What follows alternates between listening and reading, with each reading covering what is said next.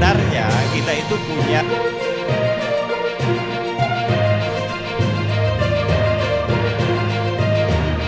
tanggapan bisa KPU Kabupaten Kota. kalau dia pakai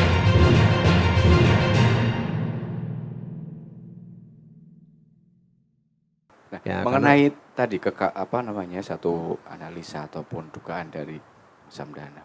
Kok ujuk-ujuk ini? Ada apa ini misalnya secara politisnya? Ya, oke. Kalau dari saya kebetulan karena saya di tahun 2019 saya aktivis di Gerakan Poros Maritim, Geomaritim sebelum saya ada di PSI. Ya, 2019 waktu itu sama-sama bareng dengan Bang Hendrik juga sempat kita nanam mangrove dan seterusnya. Kami ini pengamat maritim, Pak. Ya, bagaimana meningkatkan potensi kemaritiman tidak hanya di Kepri tapi ya kita berharap Indonesia. Karena memang Pak Jokowi berharap bahwa Indonesia menjadi poros maritim dunia, begitu ya. Kalau menurut saya ini bukan ujuk-ujuk, karena memang dari 2021 saya sudah dengar rencana tentang bagaimana pasir laut akan dibuka lagi, kan ekspornya.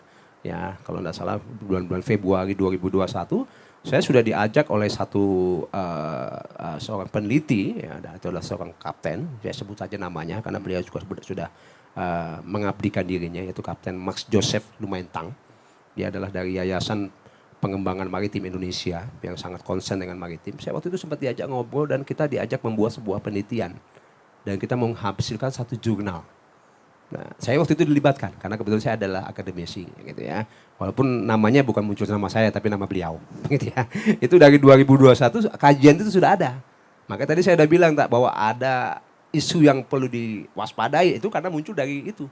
Maka tadi saya cek lagi, jurnalnya masih ada ternyata ya. Kalau Mas Agus mau saya kasih hari ini ya. Dan namanya belum ada juga? Nama saya nggak ada, nama beliau ada ya. Dan itu yang akhirnya disubmit juga menjadi salah satu bagian diberikan kepada KKP waktu itu, ke Kementerian Kelautan Perikanan. Jadi kalau dibilang ujuk-ujuk enggak juga. Karena memang mungkin karena kita saja tidak konsen di sana. Gitu ya. Dan juga mungkin juga karena pemerintah kurang melibatkan. Ya, tapi kalau dalam perjalanan itu saya lihat dari 2021 sudah disondingkan. Lalu saya dengar juga tadi yang saya bilang keputusan Menteri tahun 85, 2021 sudah bicara tentang harga atas segala macam. Berarti sebenarnya perangkat itu sudah dibicarakan gitu lah. Hanya tinggal ketok palunya Pak Jokowi waktu itu. Ini saya dengar apakah betul atau tidak ya, tapi bisa menjadi sebuah pertimbangan begitu ya. Karena waktu itu kan kita sedang membutuhkan dana untuk penanggulangan COVID-19 tahun 2021 karena lagi tinggi-tingginya COVID. Lalu itu yang saya dengar bahwa butuh dana Indonesia ini. Dari mana? Ya kita harus menggali apa yang ada. Nah, salah satunya adalah potensi dari pasir laut. Ya, jadi kalau dibilang ujuk-ujuk, saya rasa enggak. Ya, hanya mungkin karena kita saja yang mendengar ujuk-ujuknya, begitu ya. Tetapi dalam pembahasannya sih sudah dari lama ya. Jurnal itu sudah saya punya 2021. Ya. Gini, kenapa? Kalau saya bilang itu ujuk-ujuk muncul. Pertama, kenapa produknya kebijakan ini nggak dalam bentuk undang-undang? Karena kalau dalam bentuk undang-undang pastinya dia melibatkan DPR. Nah, kalau dia melewatkan DPR, bisa dimungkinkan, apalagi ini tahun politik, mau menjelang tahun politik, bisa saja mentah. Karena koalisi di parlemen juga sekarang lagi bikin poros masing-masing gitu loh. Gimana ketika Jokowi menyampaikan produk dalam bentuk undang-undang, ini pasti mentah. Nah, kenapa dia memaksakan PP? Karena ini hak prerogatif dia. Jadi, kalau memang dasarnya ini dengan kajian yang benar, itu pasti dalam bentuk undang-undang. Nah, yang kedua, kita bilanglah tadi lah soal pengawasan. Kita pengawasan tuh bukan soal endingnya bagaimana melihat ada nggak kesalahan yang dilakukan. Tetapi endingnya adalah bagaimana setelah kesalahan itu dilakukan, apa yang akan dibuat untuk membuat jerah. Ini kan cuma sanksi, ini cuma administrasi, bukan pidana. Jadi siapapun akan bisa merubah jaketnya dari nama PTA jadi PTB. Nggak usah jauh-jauh, coba deh ke Tanjung Uncang. Berapa banyak yang sudah ditutup gara-gara besok berubah dia. Hitungan menit aja untuk kayak gitu.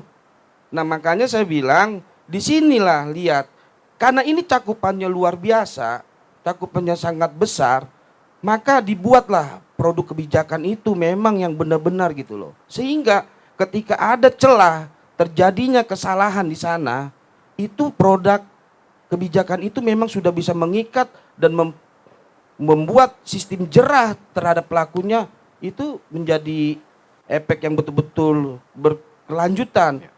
Undang-undang tentang narkoba jelas pidana, masih banyak orang yang pakai. Apalagi ini Pak, yang jelas dia pakai dia untung, dia buat kesalahan di situ dia untung besar. Kalau dia pakai jalur dengan cara yang benar, mungkin untungnya dikit. Tapi kalau dia mulai curi-curi, itu yang lebih banyak. Nah, saya yakin akan lebih banyak. Nah, ketika terjadi kesalahan-kesalahan seperti itu, ya janganlah. Sanksinya itu cuma bersifat administrasi, bahkan penutupan saja. Nah, makanya saya bilang, kok nggak ada sanksi pidananya? Di mana peran pemerintah untuk memastikan bahwa nelayan-nelayan yang di Interland tadi itu dia merasa nyaman. Oh, nggak bakalan nih ada orang yang bakalan bikin macam-macam di sini. Oh, ada ini nggak. Kalau misalnya ada, dia lapor nih, Pak ini ada kesalahan seperti ini, dipoto, keluar sanksi administrasi, berhenti sementara. Besok ganti baju, lain lagi orang. Begitu-gitu terus kita.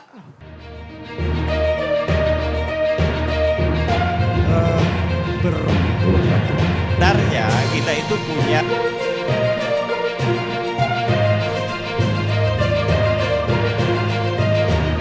Tanggapan bisa KPU Kabupaten Kota